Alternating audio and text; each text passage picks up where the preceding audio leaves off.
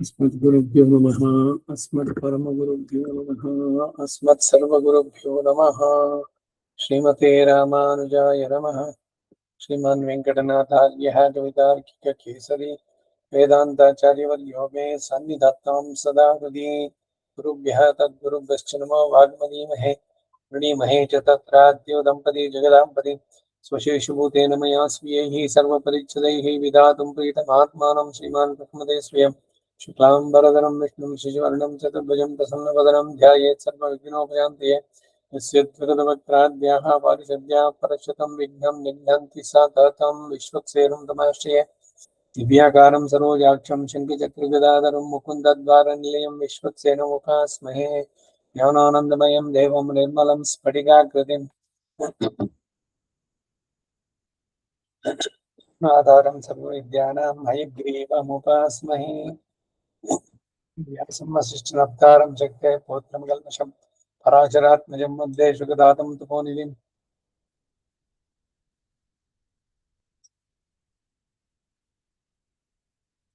व्यासाय विष्णुरूपाय व्यासरूपाय विष्णुवे नमो वै ब्रह्मनिधये वासिष्ठाय नमो नमः।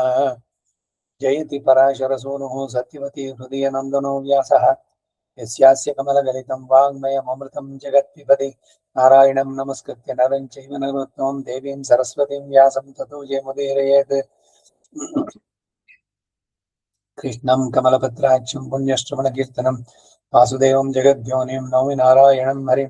कृष्णाय यादवेन्द्राय ज्ञानमुद्राय योगिने नाथाय रुक्मिणीशाय नमो वेदान्तवेदिने नमोऽस्तु ते व्यासविशालबुद्धे प्रदारविन्दाय तपत्नेत्र येन त्वया भारततैलपूर्णः पिद्वालितो ज्ञानमयप्रदीपः युधिष्ठिरो धर्ममयो महद्मः स्कन्दोऽर्जुनोदेन भीमसेनोऽस्य शाखाः माद्रीसुतो पुष्पफले समृद्धे मूलं कृष्णं ब्रह्म च ब्राह्मणाश्च भीष्मद्रोणतटा जयद्रथजला गान्धार नीलोत्पला शल्यग्राहपति कृपेण महिनी कर्णेन वेलाकुला अश्वत्थामा विकर्णघोरमकरा दुर्योधनावर्तिनी सोत्तीर्णा खलु पाण्डवैरनदी कैवर्तके केशवे धर्मे चार्थे च कामे च मोक्षे च भरतर्षभ यदि हस्ति तदन्यत्र यन्ने हास्ति न तत् क्वचित्। अष्टमैषी समेता श्रीकृष्णाय परब्रह्मणे नमः। महत्त्वे च गुरुत्वे च ध्रियमाणं यतोऽधिकं महत्वात् भारवत्वात् च महाभारतमुच्यते। अष्टमैषी समेता श्रीकृष्णाय परब्रह्मणे नमः। 18ನೇ ಸಂಪುಟ ಶಾಂತಿ ಪರ್ವದ 2ನೇ ಭಾಗ. ಆಪದ್ಧರ್ಮ ಪರ್ವ. ರಾಜನು ಆಪತ್ಕಾಲದಲ್ಲಿ ತನ್ನ ಸರ್ವಸ್ವವನ್ನಾದರೂ ತ್ಯಜಿಸಿ ತನ್ನನ್ನು ರಕ್ಷಿಸಿಕೊಳ್ಳಬೇಕೆಂಬ ವಿಷಯವನ್ನ ಭೀಷ್ಮ ಯುಧಿಷ್ಠಿರನಿಗೆ ತಿಳಿಸಿದ್ದು. ಅಷ್ಟಮೈಷಿ ಸಮೇತ ಶ್ರೀಕೃಷ್ಣಾಯ ಪರಬ್ರಹ್ಮಣೇ ನಮಃ. ಯುಧಿಷ್ಠಿರನು ಭೀಷ್ಮನನ್ನು ನೋಡಿ, ಹೇ ಭರತ ಶ್ರೇಷ್ಠ, ರಾಜನು ಕ್ಷೀಣ ದಶೆಗೆ ಬಂದು ಕಾರ್ಯದಲ್ಲಿ ಉತ್ಸಾಹ ಇಲ್ಲದೆ ತನ್ನ ಬಂಧುಗಳ ನಾಶಕ್ಕಾಗಿ ಭಯಪಟ್ಟು ಯುದ್ಧಕ್ಕೂ ಹೆದರಿದವನಾಗಿದ್ರೆ ಮತ್ತು ತನ್ನ ರಾಜ್ಯದಲ್ಲಿ ಪ್ರಮುಖರಾದವರ ಮೇಲೆ ತನಗೆ ಸಂದೇಹ ಇದ್ರೆ ದುಷ್ಟ ಮಂತ್ರಿಗಳು ಸೇರಿ ತನಗೆ ದುರ್ಬೋಧನೆ ಮಾಡುತ್ತಾ ತನ್ನ ಮಂತ್ರ ರಕ್ಷಣೆಗೂ ಅವಕಾಶ ತಪ್ಪಿದ್ರೆ ರಾಜ್ಯದಲ್ಲಿಯೂ ಪಟ್ಟಣದಲ್ಲಿಯೂ ಇರುವ ಜನರು ತನ್ನಲ್ಲಿ ಅನುರಾಗ ತಪ್ಪಿದವರಾಗಿದ್ರೆ ತನ್ನಲ್ಲಿ ದ್ರವ್ಯ ಸಂಗ್ರಹ ಇಲ್ಲದೆ ಮಿತ್ರರನ್ನು ತಾನು ಆದರಿಸಲಾಗದಿದ್ರೆ ಯಾವಾಗಲೂ ತನ್ನ ಅಭಿಪ್ರಾಯಕ್ಕೆ ವಿರೋಧವಾಗಿ ನಡೆದುಕೊಳ್ಳುವ ಮಂತ್ರಿಗಳು ಸುತ್ತಿ ಮುತ್ತಿ ಸೇರಿದ್ರೆ ಹೀಗೆ ತಾನು ಬಲಹೀನನಾಗಿದ್ದಾಗ ಬಲಾಢ್ಯರಾದ ವಿರೋಧಿಗಳಿಂದ ಎದುರಿಸಲ್ಪಟ್ಟಿದ್ರೆ ಆ ಸಮಯದಲ್ಲಿ ಕಷ್ಟಕ್ಕೆ ಸಿಕ್ಕಿ ಹಿಂದು ಮುಂದು ತೋರದೆ ಇರುವಂತಹ ರಾಜನು ಹೇಗೆ ನಡೆದುಕೊಳ್ಳಬೇಕು ಅನ್ನೋದನ್ನ ನನಗೆ ತಿಳಿಸ್ಬೇಕು ಅಂತ ಕೇಳಿದ. ಅದಕ್ಕ ಭೀಷ್ಮ, ಹೇ ಧರ್ಮರಾಜ, ತನ್ನ ಮೇಲೆ ದಂಡೆತ್ತಿ ಬರುವ ಶತ್ರುವು ಧರ್ಮ ಅರ್ಥಗಳೆರಡರಲ್ಲಿಯೂ ಕುಶಲನೂ ಶುದ್ಧನೂ ಆಗಿದ್ರೆ ಆಗ ಕೂಡಲೇ ಅವನೊಡನೆ ಸಂಧಿ ಮಾಡಿಕೊಂಡು ಮೊದಲು ಶತ್ರುವಿಗೆ ವಶವಾದದ್ದನ್ನೆಲ್ಲ ಹಿಂತಿರುಗಿಸಿಕೊಳ್ಬೇಕು. ಹಾಗಲ್ಲದೆ ಶತ್ರುವು ಅಧರ್ಮದಿಂದ ಜಯಿಸಲು ಅಪೇಕ್ಷಿಸುವನಾಗಿ ತನಗಿಂತಲೂ ಬಲಾಢ್ಯನಾಗಿ ತನ್ನ ವಿಷಯದಲ್ಲಿ ಪಾಪಕಾರಿಯ ನಿಶ್ಚಯ ಉಳ್ಳುವನಾಗಿದ್ರೆ ಅಂತವನಿಗೆ ತನ್ನ ರಾಜ್ಯದ ಸ್ವಲ್ಪ ಭಾಗವನ್ನು ಕೊಟ್ಟಾದ್ರೂ ಅವನೊಡನೆ ಸಂಧಿ ಮಾಡಿಕೊಂಡು ತನ್ನನ್ನು ಆಪತ್ತಿನಿಂದ ರಕ್ಷಿಸಿಕೊಳ್ಬೇಕು. ಏಕೆಂದರೆ ರಾಜಕಾರ್ಯ ಸಮರ್ಥನು ಜೀವಂತನಾಗಿದ್ದ ಪಕ್ಷದಲ್ಲಿ ಎಲ್ಲಿಯಾದರೂ ತಿರುಗಿ ದ್ರವ್ಯವನ್ನು ಸಂಪಾದಿಸಿಕೊಳ್ಳಬಹುದು. ಮಹಾವಿಪತ್ಕಾಲ ಬಂದಾಗ ತನ್ನ ಬೊಕ್ಕಸವನ್ನ ಸೈನ್ಯಗಳನ್ನು ತೊರೆದಾದರೂ ಕೂಡ ತನ್ನನ್ನು ರಕ್ಷಿಸಿಕೊಳ್ಳುವುದಕ್ಕೆ ಸಾಧ್ಯವಾಗುವುದಾದ್ರೆ ಧರ್ಮ ಅರ್ಥಗಳನ್ನ ಬಲ್ಲ ಯಾವ ರಾಜನು ತಾನೆ ಅವೆಲ್ಲಕ್ಕಿಂತಲೂ ಅಮೂಲ್ಯವಾದ ತನ್ನನ್ನು ತಾನು ಕೆಡಿಸಿಕೊಳ್ತಾನೆ. ಅಂತಃಪರವನ್ನ ಸರ್ವ ಪ್ರಯತ್ನದಿಂದ ರಕ್ಷಿಸಿಕೊಳ್ಳಬೇಕಾದದ್ದು ಉಚಿತವಾದರೂ ಅವರಿಗಾಗಿ ತಾನು ಸಿಕ್ಕಿ ಹಾಕಿಕೊಂಡು ಅವರನ್ನು ಬಿಡಿಸಬೇಕೆಂಬ ದಯಾಗುಣವನ್ನು ಕೂಡ ತೋರಿಸಬಾರದು. ಮುಖ್ಯವಾಗಿ ರಾಜನು ತನ್ನ ಶತ್ರುವಿನ ವಶದಲ್ಲಿ ಸಿಕ್ಕಿ ಬೀಳದಂತೆ ನೋಡ್ಕೊಳ್ಬೇಕು. ಇದಕ್ಕಾಗಿನೇ ಅರಮನೆಯಿಂದ ಸುರಂಗ ಒಂದು ಮಾರ್ಗವನ್ನ ಸಪರೇಟ್ ಆಗಿ ಮಾಡಿಟ್ಟಿರ್ತಿದ್ರು. ಅದು ಎಮರ್ಜೆನ್ಸಿ ಎಕ್ಸಿಸ್ಟ್. ಈಗ ಫ್ಲೈಟ್ ನಲ್ಲಿ ಇದ್ರಲ್ಲಾಗ್ಲಿ ಅಥವಾ ಬಸ್ಸುಗಳಲ್ಲಿ ಎಮರ್ಜೆನ್ಸಿ ಎಕ್ಸಿಸ್ಟ್ ಅಂತ. ಏನು ಅಂದ್ರೆ ಮುಂದ್ಗಡೆ ಎಲ್ಲ ಬೆಂಕಿ ಎತ್ಕೊಂಡ್ಬಿಟ್ಟಿದೆ, ಬಾಗ್ಲ ಹತ್ರ ಒಳಗಡೆ ಹೋಗಕ್ಕಾಗಲ್ಲ. ಅವಾಗ ಅಲ್ಲೊಂದು ಗ್ಲಾಸ್ ಏನು ಹಾಕಿರ್ತಾರೆ, ಅದನ್ನ ಒಡೆದು ಅದರಿಂದ ಹೊರಗಡೆ ಬಂದು ಪ್ರಾಣ ಉಳಿಸ್ಕೋಬಹುದು. ಪ್ರಾಣ ಉಳಿಸ್ಕೊಳ್ಳೋದು ಮುಖ್ಯ. ಹಾಗೆ ಶತ್ರುಗಳು ಬಂದು ಅರಮನೆಯನ್ನು ಆಕ್ರಮಿಸಿದ್ದಾರೆ, ಅವರ ಯೋಧರು ಎಲ್ಲ ಕಡೆಯಿಂದನೂ ಇದಾಗಿದ್ದಾರೆ ಅಂದ್ರೆ ಅಯ್ಯೋ ನನ್ನ ಹೆಂಡತಿ ನನ್ನ ಮಕ್ಕಳು ಅಂತ ಅವನ ಕೂತ್ಕೊಂಡ್ರೆ ಅವನ್ ಪ್ರಾಣ ತೆಗಿತಾರೆ. ಅವ್ರ ಮುಖ್ಯ ಉದ್ದೇಶ ಏನು? ಶತ್ರು ರಾಜನ ತಲೆ ತೆಗಿಬೇಕು ಅಂತ. ಅವಾಗ ಎಲ್ಲರನ್ನು ಬಿಟ್ಟು ಸುರಂಗದ ಮಾರ್ಗದಿಂದ ಓಡೋಗಿ ತಾನು ಮೊದಲು ರಕ್ಷಣೆ ಮಾಡ್ಕೊಳ್ಬೇಕು. ಇದ್ ಮಾಡೋದು ಸರಿನಾ ಅಂದ್ರೆ ಖಂಡಿತ ಸರಿ. ಯಾಕೆಂದ್ರೆ ಅಲ್ಲಿ ಹೋಗಿ ತಪ್ಪಿಸ್ಕೊಂಡು ಮತ್ತೆ ತನ್ನ ಒಡನಾಡಿಗಳು ಇವ್ರನ್ನೆಲ್ಲ ಸೇರಿಸ್ಕೊಂಡು ಶತ್ರುವನ್ನ ಸದೆ ಬಡಿದು ಎಲ್ಲ ಅರಮನೆ ಆಸ್ತಿ ಎಲ್ಲರನ್ನೂ ಮತ್ತೆ ಪಡೆಯಬಹುದು. ಹಾಗಾಗಿ ತಾನು ಶತ್ರುವಿನ ವಶದಲ್ಲಿ ಕೈಗೆ ಸಿಕ್ಕಿ ಬೀಳದಂತೆ ನೋಡ್ಕೊಳ್ಬೇಕು. ಆಗ ಇದಿಷ್ಟನ್ನು ಒಳಗಿನ ತನ್ನ ಮಂತ್ರಿಗಳು ತನಗೆ ವಿರೋಧಿಗಳಾಗಿ ಹೊರಗಿನೊಂದು ಶತ್ರುಗಳು ರಾಜ್ಯದ ಮೇಲೆ ದಂಡೆತ್ತಿ ಬಂದು ರಾಜ್ಯವನ್ನು ಬಿಡಿಸ್ತಾ ಇದ್ರೆ ಮತ್ತು ತನ್ನ ಧನವೆಲ್ಲ ಕ್ಷೀಣವಾಗಿ ತನ್ನ ಮಂತ್ರಾಲೋಚನೆಯು ಹೊರಬಿದ್ದಾಗ ರಾಜನು ಮಾಡಬೇಕಾದ ಕಾರ್ಯ ಏನು ಅಂದಾಗ ಭೀಷ್ಮ ಹೇಳಿದ, ಏ ರಾಜ, ನಾನು ಹಿಂದೆ ಹೇಳಿದ್ನಷ್ಟೇ, ಶತ್ರುವು ಧರ್ಮ ಬುದ್ಧಿ ಉಳ್ಳವನಾಗಿದ್ದ ಪಕ್ಷದಲ್ಲಿ ಅವನೊಡನೆ ಬೇಗನೆ ಸಂಧಿ ಮಾಡ್ಕೊಳ್ಬೇಕು. ಈಗ ಶತ್ರು ಧರ್ಮ ಬುದ್ಧಿನಲ್ಲಿರೋನು ಅಂತ. ಈಗ ಧರ್ಮರಾಜನೇ ಅಶ್ವಮೇಧ ಯಾಗವನ್ನು ಮಾಡ್ಬೇಕಾದ್ರೆ ರಾಜಸೂಯ ಯಾಗ ಅದನ್ನ ನಡೆಸ್ಬೇಕಾದ್ರೆ 4 ದಿಕ್ಕುಗಳಿಗೂ ಎಲ್ಲೂ ಹೊರಟ್ರು. ಭೀಮ, ಅರ್ಜುನ ಇವರೆಲ್ಲ. ಈ ಅರ್ಜುನ ಇವರೆಲ್ಲ ಹೋದ್ಮೇಲೆ ಅವ್ರು ಹೇಳಿದ್ರು, ಅಣ್ಣ ಧರ್ಮರಾಜ ರಾಜಸೂಯ ಯಾಗವನ್ನು ನಡೆಸ್ತಾ ಇದ್ದೇನೆ. ಸೊ ಅದಕ್ಕಾಗಿ ಇವನು ಇಡೀ ಭೂಮಂಡಲಕ್ಕೆ ಅವನೇ ಚಕ್ರವರ್ತಿ ಅಂತ ಆಗ್ಬೇಕು. ಅದಕ್ಕೆ ಒಪ್ಪುಕೊಂಡು ಪೂರಕವಾಗಿ ಮಾಡೋದಾದ್ರೆ ಆಗ್ಬಹುದು, ಇಲ್ಲ ನಾನು ಎದುರಿಸಿ ಹೇಳ್ತೀನಿ ಅಂದ್ರೆ ಯುದ್ಧಕ್ಕೂ ಸರಿ ಅಂತ. ಹಾಗೆ ಯುದ್ಧದಲ್ಲಿ ಸೋತಾಗ ಆ ಅರ್ಜುನ ಆ ರಾಜನನ್ನ ಕೊಲ್ಲುತ್ತಾ ಇರ್ಲಿಲ್ಲ, ಅವನನ್ನ ಸಾಮಂತನನ್ನಾಗಿ ಮಾಡ್ಕೊಂಡು ನೀನು ಕಪ್ಪ ಕಾಣಿಕೆಗಳನ್ನು ಕಳಿಸು, ನಮ್ಮ ಇದು ಡೈರೆಕ್ಷನ್ಸ್ ಪ್ರಕಾರ ನೀನು ರಾಜ್ಯವನ್ನ ನಡೆಸ್ಬೇಕು. ಸೊ ಈಗ ಆ ರಾಜ್ಯ ನನ್ನದು, ಯುದ್ಧದಲ್ಲಿ ನಾನು ಜಯಿಸಿದ್ದೇನೆ. ಇದು ಧರ್ಮದಿಂದ ಮಾಡೋದು. ಅದಕ್ಕಾಗಿ ಹೇಳಿದ್ರು, ಧರ್ಮ ಬುದ್ಧಿಗಳಾಗಿದ್ದ ಪಕ್ಷದಲ್ಲಿ ಅವರನ್ನೇ ಬೇಗ ಸಂಧಿ ಮಾಡ್ಕೊಳ್ಬೇಕು. ಈಗ ಅವನು ಬಂದಿದ್ದಾನೆ, ಇವನು ಮಹಾಪರಾಕ್ರಮಿ ಅರ್ಜುನ, ಅವನ ಸೇನೆ ದೊಡ್ಡದಾಗಿದೆ. ಯುದ್ಧಕ್ಕೆ ಇದಕ್ಕೆ ಹೋಗ್ಬೇಕಾದ್ರೆ ದಿಗ್ವಿಜಯಕ್ಕೆ ಹೋಗ್ಬೇಕಾದ್ರೆ ಒಬ್ಬನೇ ಹೋಗಲ್ಲ, ಒಂದು ಸೈನ್ಯವನ್ನು ಕರ್ಕೊಂಡು ಹೋಗ್ತಾನೆ. ಆ ಸೈನ್ಯದ ಎದುರು ತನ್ನ ಸೈನ್ಯ ಕಡಿಮೆ ಆಗಿದೆ ಅಂತಂದ್ರೆ ಅವನನ್ನ ಒಳ್ಳೆ ಮಾತಿನಲ್ಲೇ ವಿಶ್ವಾಸದಿಂದ ಮಾಡಿ, ಆಯ್ತು ನಾ ಒಪ್ಕೊಳ್ತೀನಿ, ನಿಮ್ಮ ಅಣ್ಣನೇ ಸುಪ್ರೀಂ ಅಂತಂದಾಗ ಅವನು ಧರ್ಮದಿಂದ ನೀನು ಕಪ್ಪ ಕಾಣಿಕೆಗಳು ಇದಗಳನ್ನು ಕಳಿಸ್ಕೊಡು, ನೀನು ಯಜ್ಞದಲ್ಲಿ ಭಾಗವಹಿಸು, ಅದಕ್ಕೆ ನೀನು ಎಲ್ಲ ಸಹಕರಿಸು, ದ್ರವ್ಯ ಸಹಾಯ ಬೇರೆ ಎಲ್ಲವನ್ನು ಮಾಡುವಂತಹದ್ದು ಅಂತ. ಹಾಗಿಲ್ಲದೆ ಶತ್ರುವು ಅಧರ್ಮವನ್ನೇ ಹಿಡಿಯತಕ್ಕ ಹಠ ಉಳ್ಳವನಾದ್ರೆ ತೀವ್ರ ಪರಾಕ್ರಮವನ್ನು ತೋರಿಸಿ ಅವನು ಓಡಿ ಹೋಗುವಂತೆ ಮಾಡಬೇಕು. ಧೈರ್ಯವಾಗಿ ಎದುರಿಸಿ ಅವನನ್ನ ಜಯಿಸ್ಬೇಕು. ಆ ಪ್ರಯತ್ನದಲ್ಲಿ ತಾನೇ ಶತ್ರುವಿನಿಂದ ಮೃತನಾದ್ರೂ ಕೂಡ ಪುಣ್ಯ ಲೋಕ ಪ್ರಾಪ್ತಿ ಉಂಟು. ಕ್ಷತ್ರಿಯನಿಗೆ ಯುದ್ಧ ಯಾತಕ್ಕಾಗಿ? ತನ್ನ ರಾಜ್ಯದ ರಕ್ಷಣೆಗಾಗಿ, ತನ್ನ ಪ್ರಜೆಗಳ ರಕ್ಷಣೆಗಾಗಿ ಅವನು ನಡೆಸಿದಾಗ ಅದು ಧರ್ಮ. ಅವನಿಗೆ ವೀರ ಸ್ವರ್ಗ. ಒಂದು ವೇಳೆ ಅವನು ಸತ್ರ ಅದರಲ್ಲಿ. ಒಂದು ವೇಳೆ ರಾಜನು ಅಲ್ಪ ಸೈನ್ಯ ಉಳ್ಳವನಾಗಿದ್ರು, ಅವನ ಸೈನಿಕರು ರಾಜಭಕ್ತಿ, ಮನಸ್ಸಂತುಷ್ಟಿ, ಪರಾಕ್ರಮಗಳು ಉಳ್ಳವರಾಗಿದ್ದರೆ ಅದರಿಂದಲೇ ಅವನು ಶತ್ರುಗಳನ್ನು ಜಯಿಸಬಲ್ಲ. ಯುದ್ಧದಲ್ಲಿ ರಾಜನು ಶತ್ರುವಿನಿಂದ ಮೃತನಾದ್ರೆ ಸ್ವರ್ಗ ಸುಖವನ್ನು ಹೊಂದುತ್ತಾನೆ. ಅಲ್ಲದೆ ತಾನೇ ಶತ್ರುಗಳನ್ನು ಕೊಂದರೆ ರಾಜ್ಯ ಸುಖವನ್ನು ಅನುಭವಿಸು.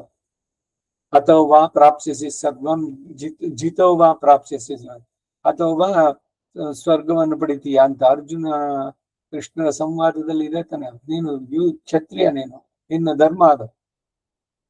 ಧರ್ಮಕ್ಕಾಗಿ ಯುದ್ಧ ಮಾಡಿ ಶತ್ರುವನ್ನು ಜಯಿಸಿದ್ರೆ ಭೂಲೋಕಕ್ಕೆ ರಾಜ್ಯದ ಅಧಿಪತಿ ಆಗ್ತೀಯ. ಒಂದು ವೇಳೆ ಸತ್ರ ವೀರ ಸ್ವರ್ಗವನ್ನು ಪಡಿತೀಯ ಅಂತ. ಹಾಗೆ ಯುದ್ಧದಲ್ಲಿ ರಾಜನು ಶತ್ರುವಿಂದ ಮೃತನಾದ್ರೆ ಸ್ವರ್ಗ ಸುಖವನ್ನು ಹೊಂದ್ತಾನೆ, ಅಲ್ಲದೆ ತಾನೇ ಶತ್ರುಗಳನ್ನು ಕೊಂದರೆ ರಾಜ್ಯ ಸುಖವನ್ನು ಹೊಂದಬಹುದು. ಯುದ್ಧದಲ್ಲಿ ಪ್ರಾಣವನ್ನು ಬಿಡುವವನು ಇಂದ್ರಲೋಕವನ್ನು ಹೊಂದುನು ಎಂಬುದು ಸಿದ್ಧನೆ. ಯುದ್ಧ ಮಾಡಲು ಇಷ್ಟವಿಲ್ಲದ ಪಕ್ಷದಲ್ಲಿ ರಾಜನು ತನ್ನ ಪ್ರಜೆಗಳನ್ನು ವಂಚಿಸಿಯಾದರೂ ಮೃದುತ್ವವನ್ನು ತೋರಿಸುತ್ತಾ ಅವರಿಗೆ ತನ್ನಲ್ಲಿ ನಂಬಿಕೆ ಉಂಟಾಗುವಂತೆ ಮಾಡಿಕೊಳ್ಳಬೇಕು. ಅವರ ನಂಬಿಕೆಗಾಗಿ ಅವರಿದ್ದಲ್ಲಿ ತನ್ನ ಪಾದರಕ್ಷೆಗಳನ್ನಾದರೂ ಬಿಟ್ಟು ಹೊರಡಬೇಕು. ಯುದ್ಧರಂಗದಿಂದ ತಪ್ಪಿ ಹೊರಗೆ ಬರಲು ಆತುರ ಇದ್ದ ರಾಜನು ತನ್ನ ಸೈನಿಕರಿಗೆಲ್ಲ ಸಮಾಧಾನವನ್ನು ಹೇಳುತ್ತಾ ತಟ್ಟನೆ ಹೊರಗೆ ಬಂದು ಆಮೇಲೆ ತಾನು ಮಾಡಬೇಕಾದ ಕಾರ್ಯ ಏನು ಎಂಬುದನ್ನು ಚೆನ್ನಾಗಿ ಯೋಚಿಸಿ ಅದಕ್ಕೆ ತಕ್ಕ ಪ್ರಯತ್ನಗಳನ್ನು ಮಾಡಬೇಕು. ಇಲ್ಲಿಗೆ 131ನೇ ಅಧ್ಯಾಯ ಶಾಂತಿ ಪರ್ವದಲ್ಲಿ ರಾಜಧರ್ಮ ಪರ್ವ 129 ಮುಗೀತು ನಿನ್ನೆ. ಇವತ್ತು ಆಪದ್ಧರ್ಮ ಪರ್ವ.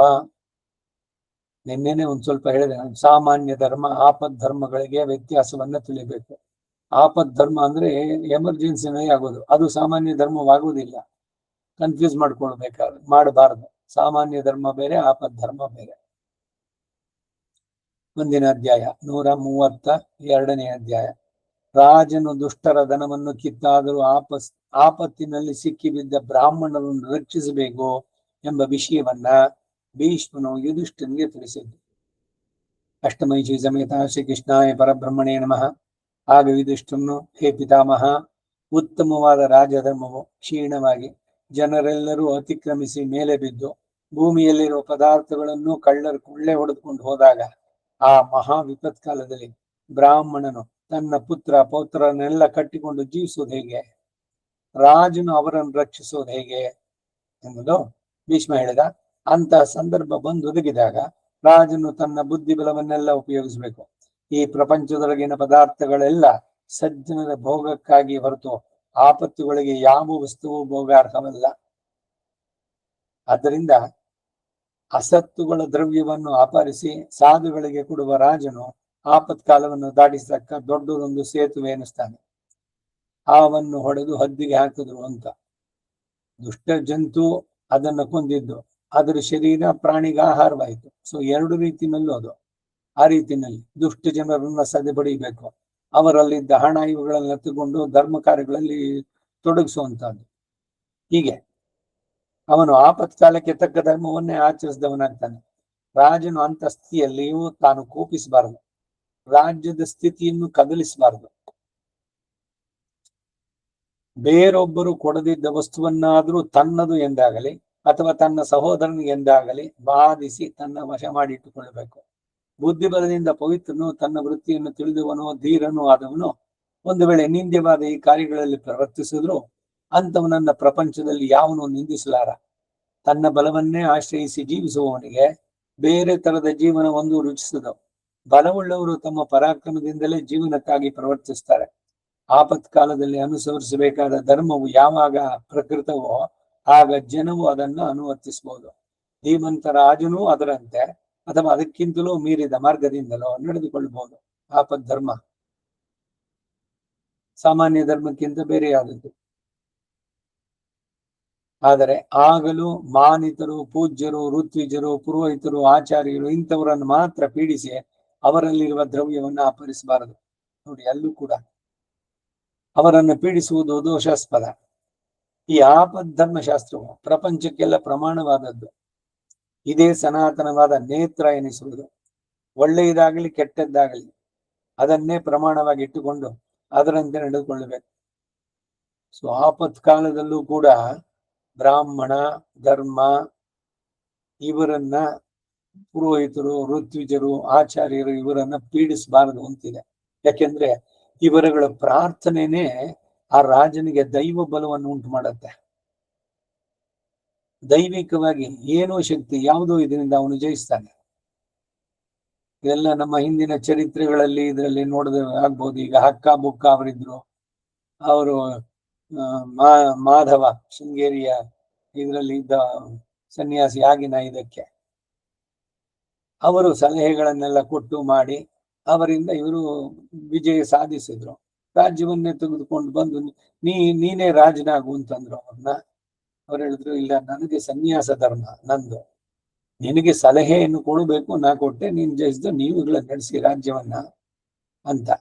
ಅದಕ್ಕೆ ಅವರು ಹೇಳಿದ್ರು, ಅಟ್ಲೀಸ್ಟ್ ವರ್ಷದಲ್ಲಿ 8-9 ದಿವಸನಾದ್ರೂ ನೀವು ರಾಜನಂತೆ ದರ್ಬಾರನ್ನು ನಡೆಸ್ಬೇಕು ಅಂತ. ಅದಕ್ಕೆ ಶೃಂಗೇರಿಯಲ್ಲಿ ಇವಾಗ್ಲೂ ಕೂಡ ಸ್ವಾಮಿಗಳಿಗೆ ಬೆಳ್ಳಿ ಪಾದುಕೆ, ಶ್ವೇತ ಛತ್ರದ ಬದಲು ಇದು ಎಲ್ಲ ಉತ್ತಮವಾದಂತ ರೇಷ್ಮೆ ವಸ್ತ್ರಗಳು ಇದೆಲ್ಲ ಧರಿಸಿ ಅವ್ರನ್ನೊಂದು ಸಿಂಹಾಸನದಲ್ಲಿ ಕೂರಿಸಿ ಅಲ್ಲೊಂದು ಏನು ಸದಸ್ಸು ಇದನ್ನು ಸರಿಸಿ ಈ ಸಂಗೀತ ಮತ್ತೊಂದು ಇದ್ರದ್ದೆಲ್ಲ ಪ್ರದರ್ಶನಗಳು ಮತ್ತೆಲ್ಲ ಎಲ್ರಿಗೂ ಬಹುಮಾನ ಇದೆಲ್ಲ ಸನ್ಮಾನಿಸೋದು, ರಾಜನ ನಡೆಸುವಂಗೆ 9 ದಿವಸ ಅಲ್ಲಿ ನಡೆಸುವಂತದ್ದು.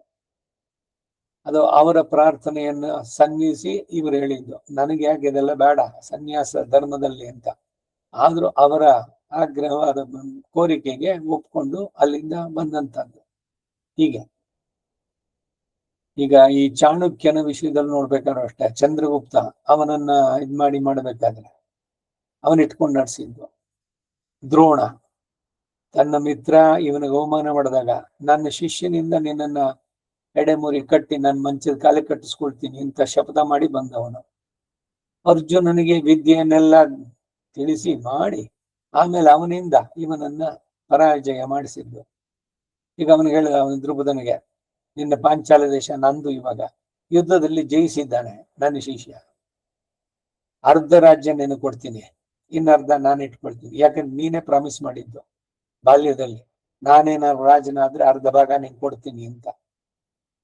ನೀ ಬಂದಾಗ ಅವಮಾನ ಮಾಡಿದಿಲ್ಲ, ಬಲವಂತವಾಗಿ ನಿನ್ನಿಂದ ಅದನ್ನು ಪಡೆದೆ ಅಂತ ಹೇಳಿ ದ್ರೋಣ. ಹೀಗೆ ಬ್ರಾಹ್ಮಣ ಅವರವರ ಸ್ವಧರ್ಮ ಏನು ಅದು, ಅಲ್ಲಿ ಇವನು ತಪ್ಪು ಮಾಡ್ದ ದ್ರೋಣ ಇಲ್ಲ ಅಂತಲ್ಲ, ಸರಿ ಇವನು ಬ್ರಾಹ್ಮಣನಾಗಿ ಏನು, ಅದಕ್ಕಾಗಿನೇ ಸಪ್ತ ಋಷಿಗಳು ಇವರೆಲ್ಲ ಬಂದು ದ್ರೋಣನ್ಗೆ ಹೇಳಿದ್ರು, ಯಾತಕ್ಕಾಗಿ ಹುಚ್ಚತನ ನಿನ್ಗೆ, ಇಡು ಧರ್ಮ ಬೆಲ್ಲು ವಸ್ತ್ರ ಇವುಗಳನ್ನೆಲ್ಲ, ಬ್ರಾಹ್ಮಣನಾಗಿ ನಿನ್ನ ಸ್ವಧರ್ಮ ಏನು ಅದನ್ನ ನೋಡು ಅಂತ ಅಂದ್ಬಿಟ್ಟು. ದೇಶವಾಸಿಗಳಲ್ಲಿ ಒಬ್ಬರ ಮೇಲೊಬ್ಬರು ತಪ್ಪನ್ನು ಹೇಳುವುದು ಸಹಜ.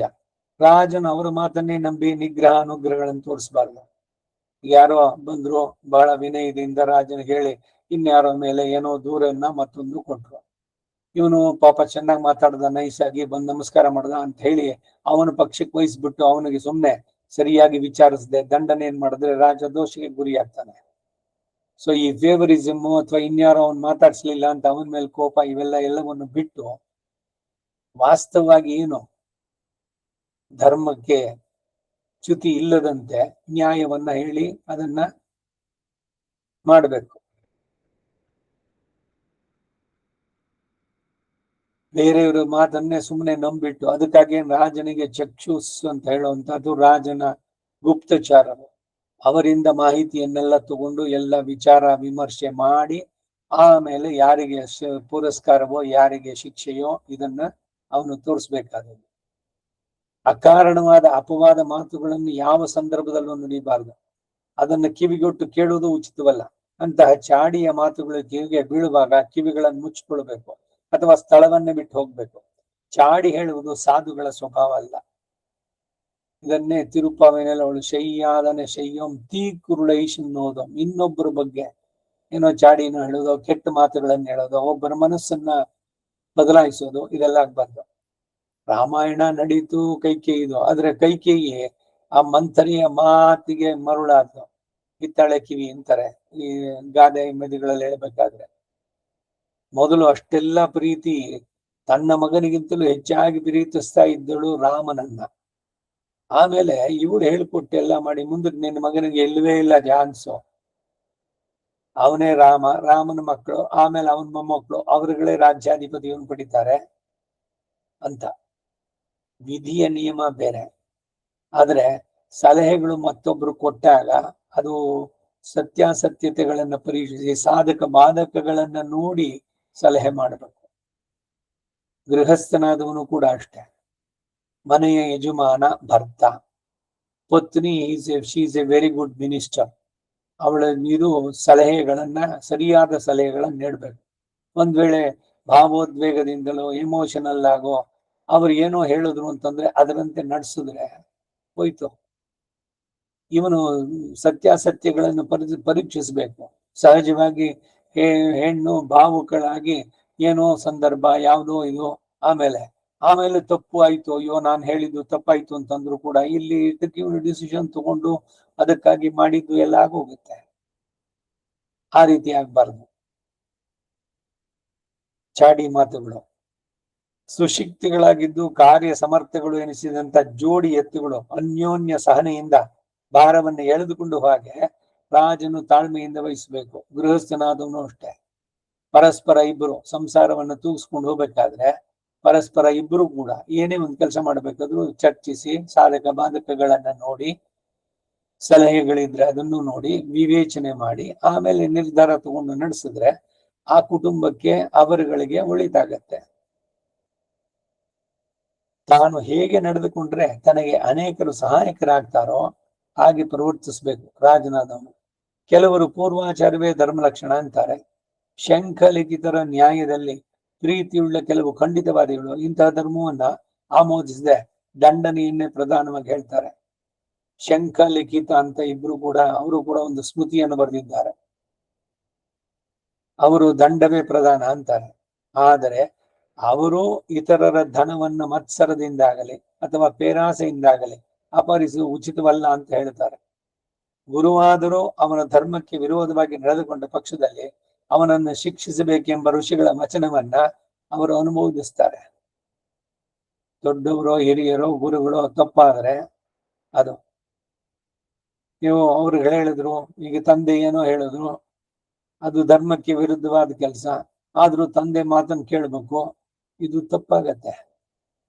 ಶಾಸ್ತ್ರ ಪ್ರಧಾನವಾಗಬೇಕು, ಶಾಸ್ತ್ರಕ್ಕೆ ಪೂರಕವಾಗಿರ್ಬೇಕು. ಯಾರೇ ಸಜೆಷನ್ ಕೊಡುವಂತದ್ದು ಕೂಡ ಧರ್ಮಕ್ಕೆ ವಿರುದ್ಧವಲ್ಲದ ರೀತಿಯಲ್ಲಿ ನಮ್ಮ ನಡತೆ ಇರಬೇಕು. ಸೊ ಅವಾಗ ಈ ಸಂಬಂಧಗಳು ಇವೆಲ್ಲ ಪ್ರಧಾನವಾಗುವುದಿಲ್ಲ.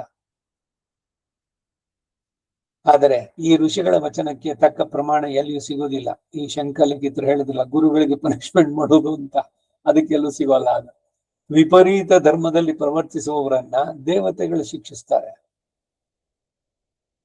ಮೋಸದಿಂದ ದ್ರವ್ಯ ಸಂಪಾದನೆಯನ್ನು ಮಾಡುವನೇನೋ ಧರ್ಮ ಭ್ರಷ್ಟನೆ. ಎಲ್ಲ ವಿಷಯದಲ್ಲೂ ಆದರಣೀಯವಾಗಿ ಮನು ಮುಂತಾದ ಸತ್ಪುರುಷರಿಂದಲೂ ಆಧರಿಸಲ್ಪಟ್ಟು ಮಹಾತ್ಮರಾದ ಹಿರಿಯರ ಆಚಾರವನ್ನ ಪ್ರಮಾಣವಾಗಿಟ್ಟುಕೊಂಡು ಎಲ್ಲರಿಂದಲೂ ಆಮೋದಿಸಲ್ಪಡುವಂತ ಅನುಮೋದನೆ ಒಪ್ಪುವಂತದ್ದು ಮತ್ತು ತನ್ನ ಮನಸ್ಸಿಗೂ ತೃಪ್ತಿಕರವಾದ ಧರ್ಮ ಯಾವುದೋ ಅದನ್ನೇ ಅನುಸರಿಸಬೇಕು. ಯಾವನು ಹೀಗೆ ಶ್ರುತಿ ಸ್ಮೃತಿ ಆಚಾರ ಆತ್ಮತೃಪ್ತಿ ಎಂಬ ಈ 4 ಗುಣಗಳಿಗೂ ತಕ್ಕ ಧರ್ಮವನ್ನು ತಿಳಿತಾನೋ ಅಂಥವನೇ ಧರ್ಮಜ್ಞ ಎನ್ನಿಸ್ತಾನೆ. ಆಚಾರ ಪ್ರಥಮೋ ಧರ್ಮೋ ಧರ್ಮಸ್ಯ ಪ್ರಭುರಚ್ಯುತಃ. ಆಚಾರ ಅದು ಕೂಡ ಪ್ರಮಾಣವಾಗುತ್ತೆ. ವೇದ ಇವುಗಳಿಗೆ ಪೂರಕವಾಗಿರಬೇಕಂದಷ್ಟೇ. ಅದಕ್ಕೆ ವಿರುದ್ಧವಾದ ಆಚಾರಗಳು ಇಲ್ಲ, ನಮ್ಮನೆ ಸಂಪ್ರದಾಯ ಹಿಂಗೇನೆ ಅಂತಂದ್ರೆ ಮೀನಿಂಗ್ಲೆಸ್. ಅದು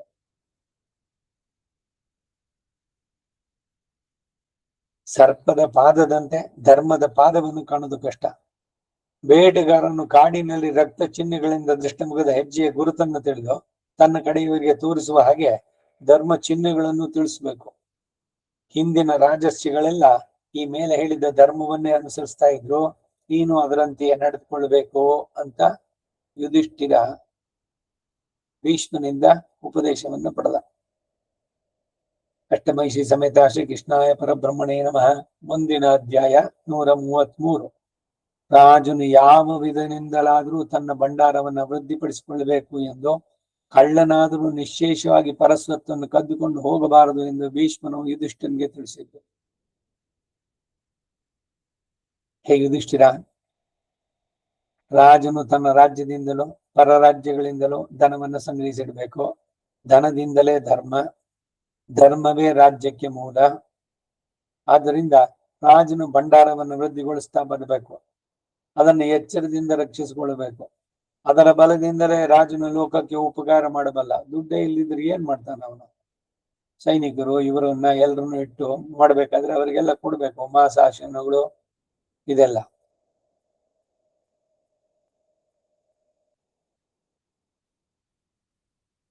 ಇದೇ ಸನಾತನ ಧರ್ಮ. ಬೊಕ್ಕಸವನ್ನ ಅತಿ ಶುದ್ಧ ಮನಸ್ಸಿನಿಂದಾಗಲಿ ಅತಿ ಕ್ರೂರ ಸ್ವಭಾವದಿಂದಲೇ ಸಂಗ್ರಹಿಸಲು ಸಾಧ್ಯವಲ್ಲ. ಈ 2 ಗುಣಗಳಿಗೂ ಮಧ್ಯಮವಾದ ಗುಣವನ್ನು ಹಿಡಿದೇ ಕೋಶವನ್ನು ವೃದ್ಧಿಗೊಳಿಸಬೇಕು. ಬಲಹೀನನಿಗೆ ಹಣ ಇಲ್ಲ, ಹಣವಿಲ್ಲದವನಿಗೆ ಬಲ ಇಲ್ಲ, ಬಲದಿಲ್ಲದವನಿಗೆ ರಾಜ್ಯ ಇಲ್ಲ, ರಾಜ್ಯವಿಲ್ಲದವನಿಗೆ ಸಂಪತ್ತಿಲ್ಲ. ದೊಡ್ಡ ಪ್ರಭು ಪದವಿಯಲ್ಲಿರುವವರಿಗೆ ಧನಹಾನಿಯು ಪ್ರಾಣಹಾನಿಗೆ ಸಮಾನ.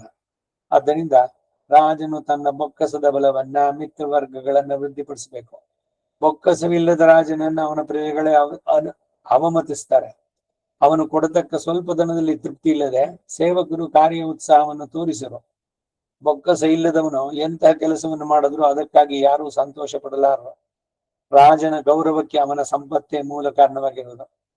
ಸ್ತ್ರೀಯರ ಗುಖ್ಯಾಂಗಗಳನ್ನು ವಸ್ತ್ರವು ಹೇಗೋ ಹಾಗೆ ರಾಜರ ಸಂಪತ್ತೇ ಅವರ ದೋಷಗಳನ್ನೆಲ್ಲ ಮರೆಸಿಡೋದು. ಗುಹ್ಯಂ ನಿಗೂಢತೆ, ಬರೀ ಸ್ತ್ರೀಯರು ಅಂತಲ್ಲ, ಪುರುಷರು ಕೂಡ ಅಷ್ಟೆ. ಅದಕ್ಕೆ ಹೇಳುದು ನವ್ಯಸನಂ ಸ್ನಾಯಾತ್. ಸ್ನಾನ ಮಾಡ್ಬೇಕಾದ್ರೆ ಎಲ್ಲ ಪೂರ ಬಟ್ಟೆಗಳನ್ನು ತೆಗೆದು ಸ್ನಾನ ಮಾಡಬಾರ್ದು, ಪುರುಷನಾಗ್ಲಿ ಸ್ತ್ರೀಯರಾಗ್ಲಿ. ಗುಹ್ಯೋ ವಾ ಯೇಷೋ ಅಗ್ನಿ. ರಾಜನಿಂದ ಶಿಕ್ಷೆಗೆ ಪಾತ್ರರಾದ ವೈರಿಗಳು ಅವನ ಸಂಪತ್ತನ್ನು ನೋಡಿ ಕರುಬುತ್ತಾರೆ, ಮಾತ್ಸರ್ಯ. ಆದರೂ ನಾಯಿಗಳಂತೆ ಅವನ ಸೇವೆ ಮಾಡ್ತಾರೆ. ಆದರೆ ಕೆನ್ನಾಯಿಗಳಂತೆ ಕೋಪದಿಂದ ಮೇಲೆ ಬಿದ್ದು ಕೊಲ್ಲುವುದಕ್ಕೂ ಆತುರಗೊಂಡಿರ್ತಾರೆ. ಅವರನ್ನ ನಿಯಂತ್ರಣದಲ್ಲಿಟ್ಟಿರ್ಬೇಕು. ಅಂತಹ ರಾಜನಿಗೆ ನೆಮ್ಮದಿ ಎಲ್ಲಿದು? ಆದ್ದರಿಂದ ರಾಜನು ಯಾವಾಗಲೂ ಪ್ರಯತ್ನ ಪರನಾಗಿ ಇರಬೇಕು. ಆಯಾಸದಿಂದ ಮುಕ್ತನಾಗಿರಬಾರದು. ಪ್ರಯತ್ನವೇ ಪೌರುಷ. ಹಿಂದೆ ಚರಿತ್ರೆಯಲ್ಲಿ ನೋಡಿದಾಗ ಅನೇಕರು ವೈಭವದಿಂದ ಆಳಿದ್ದು, ಇವಾಗ ಕೃಷ್ಣದೇವರಾಯ ವಿಜಯನಗರದ ಇದು, ಅಥವಾ ಮೈಸೂರು ಒಡೆಯರು, ಇವುಗಳಲ್ಲಿ ಬರ್ಬೇಕಾದ್ರೆ ಆಮೇಲೆ ಈ ರಾಜರದ್ದು ಇದೆಲ್ಲ ಹೋಯ್ತಲ್ಲ. ಇದು ಡೆಮಾಕ್ರಸಿ, ಪ್ರಜಾಪ್ರಭುತ್ವ ಇದು ಈಗಲೂ ಕೂಡ ರಾಜನ ಇದ್ರದಕ್ಕೆ ಇರೋದು ಇದೆಯಲ್ಲ. ಆದರೆ ಅವರುಗಳು ಅವರ ಧರ್ಮವನ್ನು ಬಿಟ್ಟಾಗ ಎಲ್ಲ ಶಿಥಿಲವಾಗಿ ಹೋಗುವಂಥದ್ದು. ಕೇವಲ ಬರೀ ಮದ್ಯ, ಕುಡ್ತ, ಹೆಣ್ಣು ಇವುಗಳೆಲ್ಲ, ಅಥವಾ ರೇಸು, ಕುದುರೆ ಇವುಗಳಲ್ಲಿ ಇದ್ರೆ ಅವನು ರಾಜನಾಗೋಕ್ ಯೋಗ್ಯನೇ, ಅವನು ಅಯೋಗ್ಯನಾಗ್ತಾನೆ. ಅದೇನೆ ಹಿಂದೆ ಜಯಚಾಮರಾಜೇಂದ್ರ ಒಡೆಯರು ಸಂಗೀತದಲ್ಲೂ ಅನೇಕ ಕೃತಿಗಳನ್ನು ಮಾಡಿದ್ರು. ಸದಸ್ಸುಗಳನ್ನ ಇದು ಮಾಡಿದ್ದು, ಧರ್ಮ ಸಂಸ್ಕೃತಿ ಇದನ್ನೆಲ್ಲ ಉಳಿಸಿದ್ದು. ಋಗ್ವೇದಕ್ಕೆ 32 ಸಂಪುಟಗಳನ್ನ ಪಬ್ಲಿಷ್ ಮಾಡಿದ್ದು. ಎಲ್ಲದರಲ್ಲೂ ಕೂಡ ಸಾಹಿತ್ಯ, ಸಂಗೀತ, ಕಲೆ, ಅದ್ರ ಜೊತೆಗೆ ಯುದ್ಧ, ಅದರಲ್ಲೂ ಕೂಡ ಅಷ್ಟೇ. ರಾಜ್ಯದ ಸುತ್ತಲೂ ಚೆನ್ನಾಗಿ ರಕ್ಷಣೆ ಇಟ್ಕೊಂಡಿರೋದು, ಬೇರೆಯವರು ಆಕ್ರಮಣ ಮಾಡಕ್ ಬರದೇ ಇರುವ ಹಾಗೆ ಈ ರಾಜ್ಯವನ್ನು ವಿಸ್ತಾರ ಮಾಡಿಕೊಂಡು ಕೊಲ್ಲಿ, ಕಾವಲನ್, ವಿಲ್ಲವರ್ಕೋನ್, ಚೇಳ, ಚೋರ, ಪಾಂಡ್ಯ ಎಲ್ಲವನ್ನೂ ಜಯಿಸಿ ಕುಲಶೇಖರ ಆಗಿದ್ದು ಅವರ ತನಿಯನ್ನು ಇದ್ರಲ್ಲಿ ಹೇಳ್ಬೇಕಾದ್ರೇನೆ. ಯಾಕೆ ಅವ್ರ ರಾಜ್ಯದಲ್ಲೂ ಸುಮ್ಮನೆ ಇರಬಾರ್ದಾಗಿತ್ತೆ? ರಾಜ ತನ್ನ ಇದನ್ನ ವಿಸ್ತರಣೆ, ಸೀಮೋಲ್ಲಂಘನ, ವಿಜಯದಶಮಿ ದಿವಸ ರಾಜ ಯುದ್ಧಕ್ಕೆ ಹೋಗುವಂತದ್ದು, ಜಯಿಸಿ ಅವರುಗಳನ್ನ. ಯುದ್ಧದಲ್ಲಿ ಆಗತ್ತೆ ಸಾವು ನೋವುಗಳು, ಆದರೆ ಯುದ್ಧದಲ್ಲಿ ಅವರ ಪರಾಕ್ರಮ ಇದನ್ನು ನೋಡಿ ಅವನು ಇದಾದ್ರೆ ಅವನನ್ನ ಮಿತ್ರನನ್ನಾಗಿ ಮಾಡಿಕೊಂಡು, ಇವನಿಗೆ ಸಾಮಂತನನ್ನಾಗಿ ಮಾಡಿಕೊಂಡು ತನ್ನ ರಾಜ್ಯದ ವಿಸ್ತರಣೆ. ಆ ರೀತಿಯಲ್ಲಿ ಬಿದಿರಿನಂತೆ ಗಿಣ್ಣಿಲ್ಲದ ಸ್ಥಳದಲ್ಲಿ ಆದ್ರೂ ಬಲಾತ್ಕಾರದಿಂದ ಮುರಿಯಬಹುದೇ ಹೊರತು ರಾಜನು ತಲೆ ಬಗ್ಗಿಸಬಾರದು. ಕಾಡಿಗೆ ಹೋಗಿ ವನಮೃಗಗಳೊಡನೆ ಆದ್ರೂ ವಾಸ ಮಾಡಬಹುದೇ ಹೊರತು ಮರ್ಯಾದೆಯನ್ನು ಮೀರುವ ಅಥವಾ ಕಳ್ಳತನದಿಂದ ವರ್ತಿಸುವ ಮಂತ್ರಿ ಮುಂತಾದವರ ಸಹವಾಸದಲ್ಲಿ ಇರಬಾರ್ದು. ದುರ್ಮಂತ್ರಿಗಳು, ಕುಯುಕ್ತಿಗಳು ಈ ರಾಜನ ಹೇಗಾದ್ರೂ ಮಾಡಿ ಬಿಡಿಸ್ಬಿಟ್ಟು ತಾನೇ ರಾಜನಾಗ್ಬೇಕು ಅಂತ, ಈ ತರದ್ದೆಲ್ಲ ಚರಿತ್ರೆಯಲ್ಲಿ ಬರುವಂತಹ ಸುದ್ದಿಗಳು. ಅಥವಾ ಎಚ್ಚರಿಕೆಯಿಂದ ಇರ್ಬೇಕು. ಯಾರನ್ನು ಪೂರ್ಣವಾಗಿ ನಂಬೋದಕ್ಕಾಗಲ್ಲ, ಎಲ್ಲ ಕಡೆನಲ್ಲೂ ಒಂದ್ ಕಣ್ಣಿಟ್ಟಿರ್ಬೇಕು.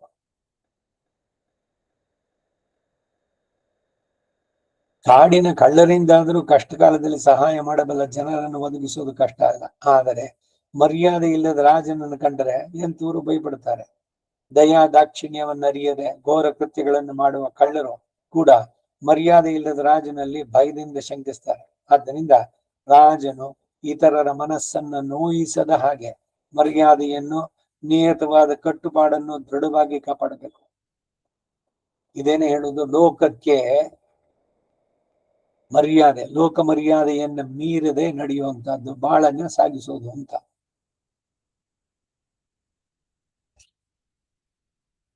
ಕಾರ್ಯವು ಅಲ್ಪವಾಗಿದ್ರು ಅದೊಂದು ನಿಯಮದಿಂದ ಕೂಡಿದ್ದರೆ ಗೌರವಾರ್ಹವಾಗತ್ತೆ. ಈ ಪ್ರಪಂಚದಲ್ಲಿ ಆಗ್ಲೇ ಪರಲೋಕದಲ್ಲಿ ಆಗಲಿ ನಂಬಿಕೆ ಇಲ್ಲದ ನಾಸ್ತಿಕ ಜನರಲ್ಲಿ ವಿಶ್ವಾಸ ಯುಕ್ತವಲ್ಲ. ನಾಸ್ತಿಕರ ಜೊತೆ ಸಹವಾಸವೇ ತಪ್ಪು. ದೇವರನ್ನ ನಿಂದಿಸುವಂತವ್ರು, ವೇದವನ್ನ ನಿಂದಿಸುವವರು, ಧರ್ಮವನ್ನ ನಿಂದಿಸುವಂತವ್ರು, ಇವರನ್ನೆಲ್ಲ ಮಟ್ಟ ಹಾಕ್ಬೇಕು. ಅವರ ಸಂತತಿ ಜಾಸ್ತಿ ಆಗೋಗ್ ಬಿಡಬಾರ್ದು. ಈ ಪಾರ್ಥೆನಿಯಂ ಕಳೆ ತರ ಅದು. ನಾಸ್ತಿಕ್ಯಕ್ಕೆ ಅಂಜತಕ್ಕ ಸಾಧು ಸ್ವಭಾವವುಳ್ಳ ಕಳ್ಳರು ಪರದ್ರವ್ಯವನ್ನು ಅಪಹರಿಸಿದ್ರು ಅದು ಹಿಂಸೆ ಎನಿಸಲಾರದು. ಕಳ್ಳರಾದರೂ ತಮ್ಮ ಮರ್ಯಾದೆಗೆ ಮೀರಿ ಹೋಗುವುದವರಾಗಿದ್ದರೆ ಅವರಲ್ಲಿ ಪ್ರಾಣಿಗಳು ಪ್ರೇಮದಿಂದ ನಡೆದುಕೊಳ್ತವೆ. ಯುದ್ಧಕ್ಕೆ ಬಾರದವನನ್ನು ಕೊಲ್ಲೋದು, ಪರಸ್ತ್ರೀಯನ್ನ ಸೆಳೆಯೋದು, ಕೃತಜ್ಞತೆ, ಬ್ರಾಹ್ಮಣ ಸ್ವತ್ತನ್ನು ಅಪಹರಿಸೋದು, ಕೈಗೆ ಸಿಕ್ಕದ್ರಲ್ಲಿ ಯಾವುದನ್ನೂ ಬಿಡದೆ ನಿಶೇಷವಾಗಿ ಕದ್ಕೊಂಡು ಹೋಗೋದು, ಸ್ತ್ರೀಯರನ್ನ ಅಪಹರಿಸೋದು, ಗ್ರಾಮಗಳಿಗೂ ನಗರಗಳಿಗೂ ನುಗ್ಗಿ ತಾನೇ ಅದಕ್ಕೆ ಒಡೆಯ ಎಂಬಂತೆ ಆಕ್ರಮಿಸಿಕೊಳ್ಳೋದು, ಇಂಥವುಗಳೆಲ್ಲ ಕಳ್ಳತನದಲ್ಲಿಯೂ ನಿಂದನೀಯವಾದ ಕಾರ್ಯಗಳು.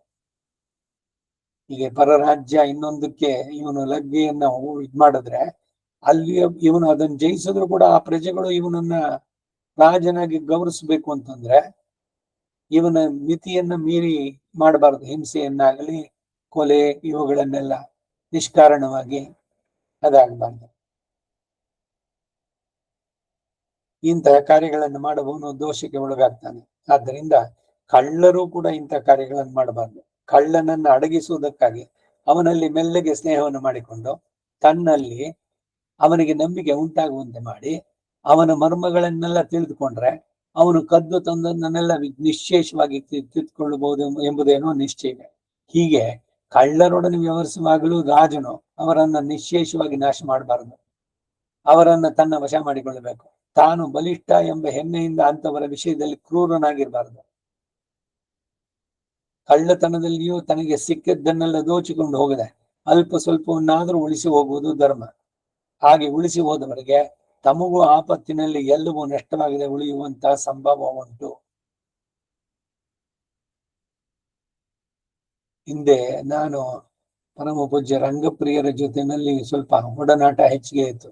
ಕಾರ್ಯಕ್ರಮ ಮತ್ತೊಂದು ಇದಕ್ಕೆ ಎಲ್ಲದಕ್ಕೂ ಬಂದಾಗ ಮಾಡಿದಾಗ ಎಲ್ಲ ಯಾರೋ ಹಣ್ಣು ಅದು ಇದು ತಂದಿಟ್ರು.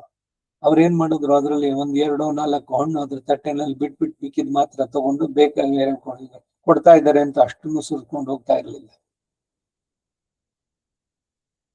ಅವ್ರೇನೋ ಸಂಭಾವನೆ ಅದು ಇಟ್ಟಿದ್ರು. ಡ್ರೈವರ್ ಕುಡುಪ ಹಿಂಗೆ ಅಂತ ಹೇಳ್ಬಿಟ್ಟು ಈ ವಾಹನಕಾರ ಅವ್ನು ಕರ್ಕೊಂಡು ಹೋಗಿದ್ದ ಅವ್ನ ಬೈಲಿ ಅಂತ ಹೇಳಿ ಅವನಿಗೆ ಒಂದಷ್ಟು ಕೊಡ್ತಾ ಇದ್ದ. ಅಯ್ಯೋ ಅವನು ರೆಗ್ಯುಲರ್ ನನಗೆ ಬರ್ತಾ ಇದೆಯಲ್ಲ ಸ್ಯಾಲ್ರಿ, ಯಾರಿಂದ ಕೊಟ್ಟಿದಾರೋ ಅವರಿಂದ. ಇಲ್ಲ ಇಟ್ಕೊ ನೀನು ಅಂತ ಹೇಳಿ ಎಷ್ಟು ಮಟ್ಟಿಗೆ ಪ್ರತಿಯೊಬ್ಬರನ್ನು ಇದ್ ಮಾಡ್ತಾ ಇದ್ದಿದ್ದು ಅಂದ್ರೆ. ಇನ್ನು ಬಹಳ ತಮಾಷೆ ಆಗಿದ್ದು, ಏನೋ ಒಂದು ರೇಡಿಯೋದಲ್ಲಿ ಒಳ್ಳೆ ಸಂಗೀತ ಇದೇನೋ ಅದು ಕಾರ್ಯಕ್ರಮ ಬಂತು, ಅದೊಂದಷ್ಟಿಂದ ಅದ್ರ ಮೇಲೆ ಇಡು ಅಂತ ಹೇಳಿ ಸಂಗೀತದಿಂದ ಇದಾಗಿದ್ದು. ಈ ರೀತಿ ಯಾರೋ ಏನೋ ಕೊಟ್ರು ಅಂದ್ರೆ ಎಲ್ಲವನ್ನು ಪೂರ್ಣವಾಗಿ ಬಾಚ್ಕೊಂಡು ಬರೋದಲ್ಲ. ಹಾಗೇನಾಗುತ್ತೆ, ಅವ್ರು ಯಾರನ್ನಾರು ಕರೆದ್ರೆ ಎಲ್ಲವನ್ನೂ ತೊಡ್ಕೊಂಡು ಹೋಗ್ಬಿಡ್ತಾರೆ ಅಂತ. ಈ ಮಠಗಳು ಅದು ಇದರಿಂದ ಬಂದು ಡೋಲೋತ್ಸವಕ್ಕೆ ಇದಕ್ಕೆ ಅವರೇನೋ ಗೋಡಂಬಿ ದ್ರಾಕ್ಷಿ ಮತ್ತೊಂದು ಶಿಷ್ಯರು ಒಂದನ್ನು ಕಳನ್ನು ಉಳಿಸದಂತೆ ಎಲ್ಲದನ್ನು ತಗೊಂಡೋದ್ರೆ ಮನಸ್ಸಿನಲ್ಲಿ ಅವ್ರಿಗೇನ್ ಅನ್ಸುತ್ತೆ, ಆ ಸ್ವಾಮಿಗಳು ಅಥವಾ ಇವ್ರ ಬಗ್ಗೆ ಏನ್ ಬಂದ್ರೆ ಎಲ್ಲದನ್ನು ಬಾಚ್ಕೊಂಡು ಹೋಗ್ತಾರೆ, ಗುಡ್ಸ್ಕೊಂಡು ಹೋಗ್ತಾರೆ, ಒಂಚೂರು ಬಿಡದಂತೆ ಅಂತ ಅಂದ್ಬಿಟ್ಟು ಅಂತ ಆ ಗೌರವ ಭಾವನೆ ಹೋಗ್ಬಿಡುತ್ತೆ. ಸೊ ಇದನ್ನೆಲ್ಲ ಗಮನಿಸ್ಬೇಕು. ಪ್ರಸಾದವಾಗಿ ಅವ್ರಿಗೆ ಒಂಚೂರು ಉಳಿಸಿ ಆಮೇಲೆ ಕೊಟ್ಟಿದ್ದನ್ನು ತಗೊಳ್ಬೇಕಾದ್ರೆ.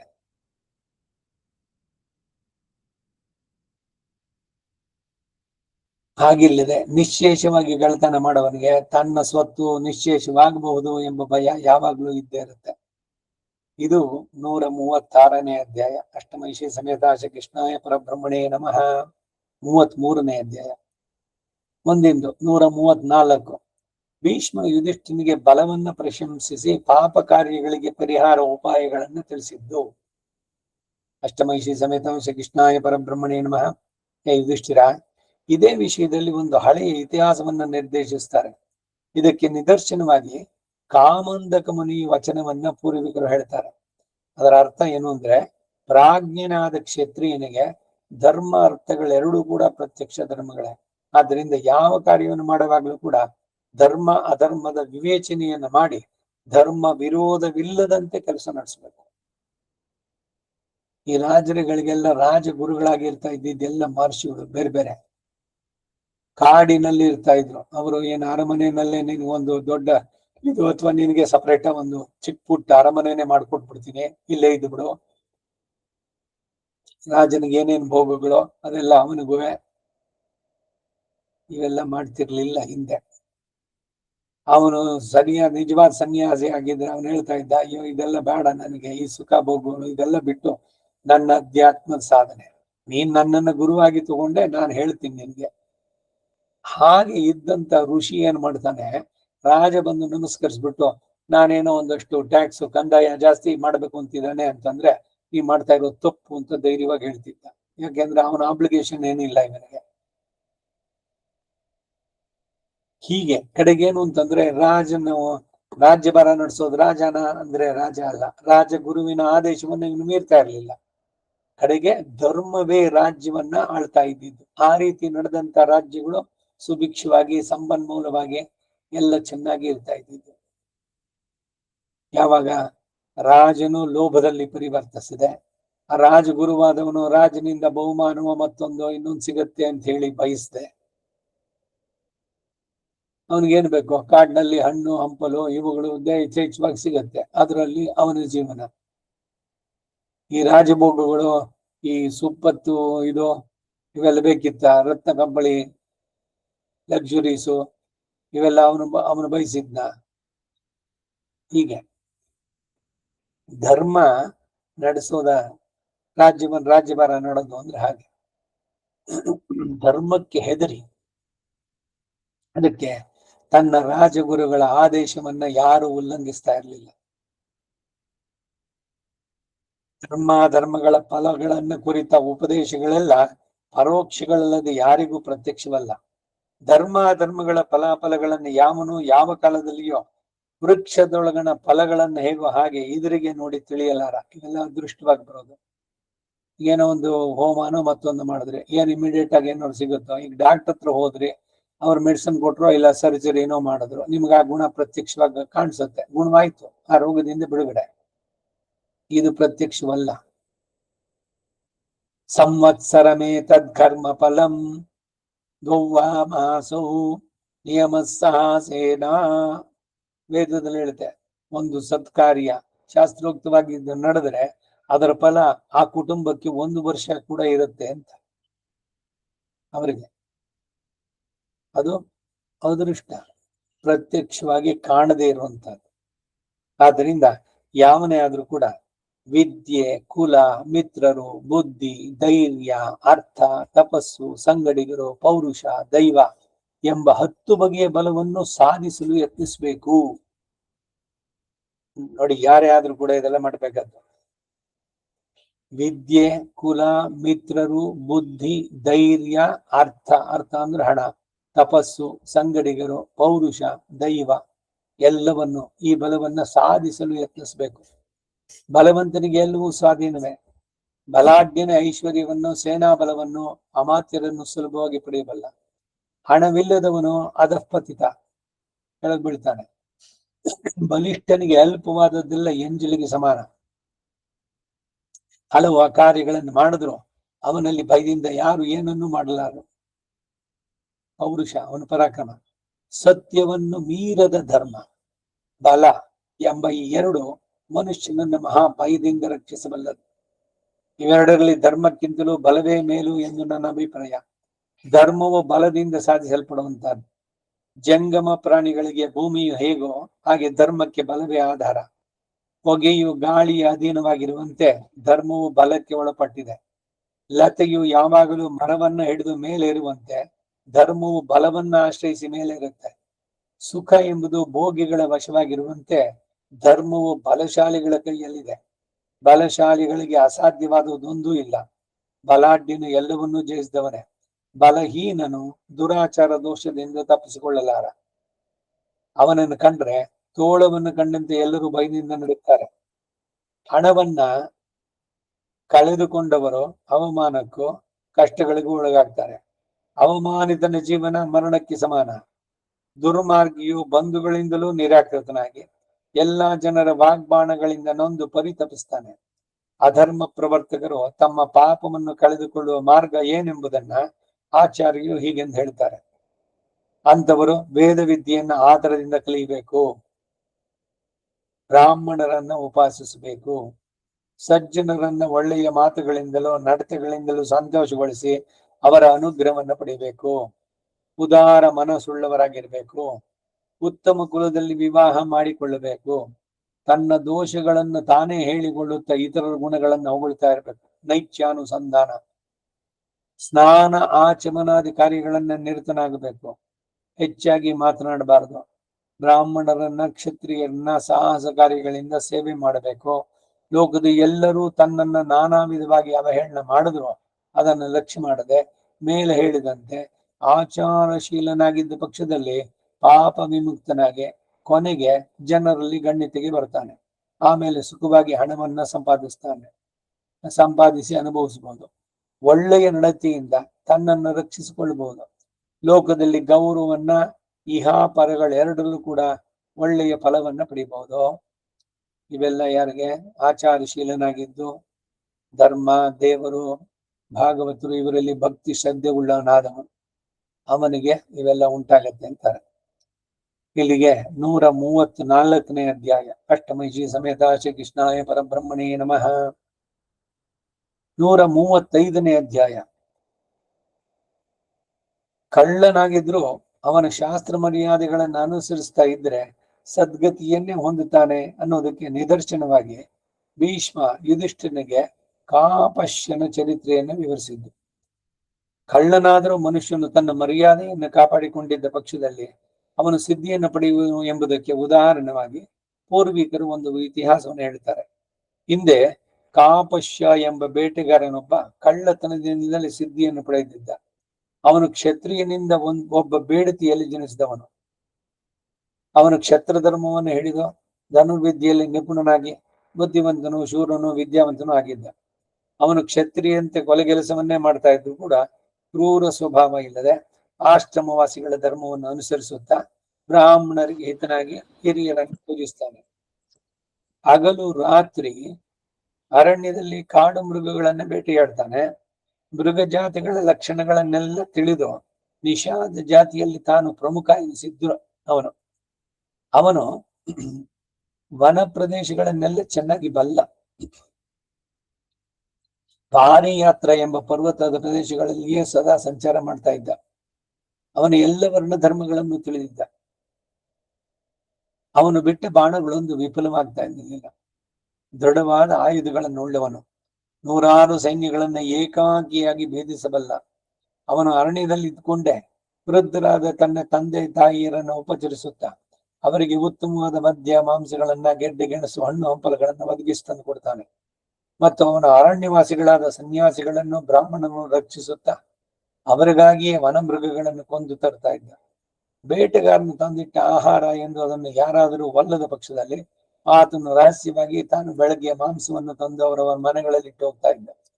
ಮರ್ಯಾದೆ ಇಲ್ಲದೆಯೋ ದಯಾಶೂನ್ಯರಾಗಿ ವರ್ತಿಸುತ್ತಿದ್ದ ಸಾವಿರಾರು ಮಂದಿ ಬೇಡರು ಅವನನ್ನು ತಮಗೆಲ್ಲ ಅಧಿಪತಿಯನ್ನಾಗಿ ಅಂಗೀಕರಿಸಿ ಅವನನ್ನು ಕುರಿತು, ನೀನು ಕಳ್ಳತನಕ್ಕೂ ಉಚಿತವಾದ ದೇಶ ಕಾಲ ಮುಹೂರ್ತಗಳನ್ನು ಚೆನ್ನಾಗಿ ಬಲ್ಲವನು, ಮಹಾಬುದ್ಧಿಶಾಲಿ, ಶೂರ, ದೃಢವ್ರತ, ಆದ್ರಿಂದ ನಮ್ಮೆಲ್ಲರಿಗೂ ನೀನು ಯಜಮಾನಾಗಿರಬೇಕು. ನೀನು ಹೇಳಿದಂತೆ ನಾವು ನಡೆದುಕೊಳ್ತೇವೆ. ತಂದೆ ತಾಯಿಯರು ತಮ್ಮ ಮಕ್ಕಳನ್ನು ರಕ್ಷಿಸುವ ಹಾಗೆ ನೀನು ನಮ್ಮನ್ನು ಕಾಪಾಡಬೇಕು ಎಂದು ಬೇಡಿಕೊಂಡ್ರು. ಆಗ ಕಾಶ್ಯಪ, ಇನ್ನು ಮೇಲೆ ನೀವೆಲ್ಲರೂ ನಾನು ಹೇಳುವ ಧರ್ಮದಿಂದ ನಡಿಬೇಕು. ಹೆಂಗಸರನ್ನ, ಮಕ್ಕಳನ್ನ, ಬೀರುಗಳನ್ನ, ತಪಸ್ಸುಗಳನ್ನ ಕೊಲ್ಲಬಾರದು. ಇದರಾಗಿ ಬಂದು ಯುದ್ಧಕ್ಕೆ ನಿಲ್ಲದವನನ್ನು ಹೊಡಿಬಾರದು. ಸ್ತ್ರೀಯರನ್ನು ಬಲಾತ್ಕಾರದಿಂದ ಸೆಳೆಯಬಾರದು. ಎಂತಹ ಪ್ರಾಣಿಯನ್ನು ಕೊಂದರೂ ಸ್ತ್ರೀಯರನ್ನು ಮಾತ್ರ ಕೊಲ್ಲಬಾರದು. ಯಾವಾಗಲೂ ಗೋ ಬ್ರಾಹ್ಮಣರ ವಿಷಯದಲ್ಲಿ ಕ್ಷೇಮವನ್ನೇ ಚಿಂತಿಸಬೇಕು.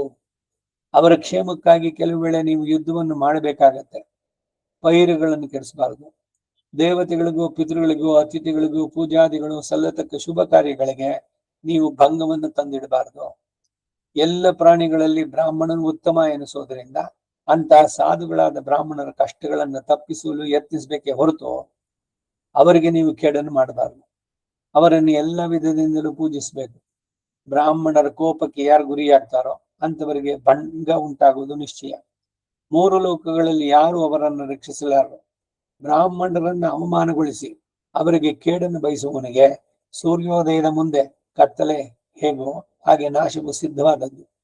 ನೀವು ಇದೇ ಕಟ್ಟುಪಾಡಿನಲ್ಲಿದ್ದು ಅದಕ್ಕೆ ತಕ್ಕ ಫಲವನ್ನು ಸುಖವಾಗಿ ಹೊಂದಬಹುದು. ನಿಮಗೆ ಕೊಡಬೇಕಾದದ್ದನ್ನ ನ್ಯಾಯವಾಗಿ ಕೊಡದೆ ಬೆರೆತುಕೊಳ್ಳುವವರನ್ನು ಮಾತ್ರ ನೀವು ಎದುರಿಸಬಹುದು. ದಂಡವೆಂಬುದು ದುಷ್ಟರನ್ನು ಅಡಗಿಸುವುದಕ್ಕಾಗಿ ವಿಧಿಸಲ್ಪಟ್ಟದ್ದೇ ಹೊರತು ಕೊಲ್ಲುವುದಕ್ಕಲ್ಲ. ಸಾಧುಗಳನ್ನ ಹಿಂಸೆ ಮಾಡುವವರನ್ನು ಕೊಲ್ಲಬೇಕಾದದ್ದೇ ಧರ್ಮ. ತಮ್ಮ ವೃತ್ತಿಯನ್ನ ಬಯಸಿ ಅದಕ್ಕಾಗಿ ಒಂದು ರಾಷ್ಟ್ರವನ್ನೇ ಕೆಡಿಸಿ ಅಲ್ಲಿನ ಜನರನ್ನು ಯಾರು ಹಿಂಸಿಸ್ತಾರೋ ಅಂತವರು ಕೊನೆಗೆ ಹೆಣವನ್ನು ತಿನ್ನುವ ಕ್ರಿಮಿಗಳಂತೆ ತಾವು ಪೀಡಿಸಿದ ಜನರನ್ನೇ ತಾವು ಮೃತಿಯನ್ನು ಹೊಂದುತ್ತಾರೆ. ಕಳ್ಳನಾದರೂ ಧರ್ಮವನ್ನು ಮೀರದೆ ಕಳ್ಳತನ ಮಾಡುವವನು ಕೊನೆಗೆ ಸಿದ್ಧಿಯನ್ನು ಪಡಿತಾನೆ ಎಂದು. ಕಳ್ಳರೆಲ್ಲೂ ಆಮೇಲೆ ಅವನ ಮಾತಿನಂತೆ ನಡೆಯುತ್ತಾ ಪಾಪ ವಿಮುಕ್ತರಾಗಿ ಮೇಲ್ಮೈಯನ್ನು ಪಡೆದರು. ಹೀಗೆ ಕಳ್ಳರಿಗೂ ಪಾಪವನ್ನು ನೀಗಿಸಿ ಸಾಧುಗಳಿಗೆ ಕ್ಷೇಮವನ್ನು ಉಂಟು ಮಾಡಿದ ಆ ಕಾಶ್ಯಪನಿಗೆ ಉತ್ತಮ ಸಿದ್ಧಿ ಲಭಿಸಿತು. ಈ ಕಾಪಶ್ಯ ಚರಿತ್ರೆಯನ್ನು ಸದಾ ಮನನ ಮಾಡುತ್ತಿರುವವನಿಗೆ ಕಾಡಿನಲ್ಲಿರುವ ದೃಷ್ಟ ಮೃಗಗಳಿಂದ ಭಯ ಇಲ್ಲ. ಅವನಿಗೆ ಮನುಷ್ಯರಿಂದಾಗಲಿ ದೇವತೆಗಳಿಂದಾಗಲಿ ಸಜ್ಜನರಿಂದಾಗಲಿ ದುರ್ಜನರಿಂದಾಗಲಿ ಭಯವಿಲ್ಲ. ಅಂತವನು ಕಾಡುಗಳಲ್ಲಿಯೂ ರಾಜನಾಗಿ ಅವನಿಗೆ ಸಮಾನರಾಗಿ ಬಾಳ್ತಾನೆ. ಇದು 135ನೇ ಅಧ್ಯಾಯ. ಅಷ್ಟಮೈಷಿ ಸಮೇತ ಶ್ರೀಕೃಷ್ಣಾಯ ಪರಬ್ರಹ್ಮಣೇ ನಮಃ. 136ನೇ ಅಧ್ಯಾಯ. ರಾಜನು ತನ್ನ ಭಂಡಾರವನ್ನು ಹೆಚ್ಚಿಸುವುದಕ್ಕಾಗಿ ಎಂತಹ ದ್ರವ್ಯವನ್ನು ಅಪಹರಿಸಬಹುದು, ಎಂಥದ್ದನ್ನ ಅಪಹರಿಸಬಾರದು ಎಂಬ ವಿಷಯಗಳನ್ನ ಭೀಷ್ಮ ಯುಧಿಷ್ಠನಿಗೆ ತಿಳಿಸಿದ್ದು. ಅಷ್ಟಮೈಷಿ ಸಮೇತ ಶ್ರೀಕೃಷ್ಣಾಯ ಪರಬ್ರಹ್ಮಣೇ ನಮಃ. ಹೇ ಯುಧಿಷ್ಠಿರ, ರಾಜರು ತಮ್ಮ ಬೊಕ್ಕಸವನ್ನ ಯಾವ ಮಾರ್ಗದಿಂದ ವೃದ್ಧಿಗೊಳಿಸಬೇಕೋ ಅದನ್ನು ಕುರಿತು ಬ್ರಹ್ಮದೇವರು ಹೇಳಿದ ಗಾದೆಗಳನ್ನ ಪೂರ್ವಿಕರು ಹೀಗೆಂದು ವಿವರಿಸ್ತಾರೆ. ರಾಜನು ಯಜ್ಞ ಮಾಡುವವರ ಸ್ವತ್ತನ್ನಾಗಲಿ ದೇವಾಲಯದ ಸ್ವತ್ತನ್ನಾಗಲಿ ಅಪಹರಿಸಬಾರದು. ಕಳ್ಳರ ಮತ್ತು ದುರ್ನಡತೆ ಉಳ್ಳವರ ಸ್ವತ್ತನ್ನ ರಾಜನು ಕಿತ್ತುಕೊಳ್ಳಬಹುದು. ಪ್ರಪಂಚದಲ್ಲಿರುವ ಪ್ರಜೆಗಳೆಲ್ಲ ರಾಜನ ಶಿಕ್ಷೆಗೂ ರಕ್ಷೆಗೂ ಪಾತ್ರರಾಗ್ತಾರೆ. ಅವರನ್ನು ರಾಜನು ಉದ್ಧರಿಸಲೂಬಹುದು, ಕೊಲ್ಲಲೂಬಹುದು. ಸರಿಯಾಗಿ ರಾಜ್ಯಭಾರವನ್ನು ನಡೆಸೋದು, ಅಡ್ಮಿನಿಸ್ಟ್ರೇಷನ್.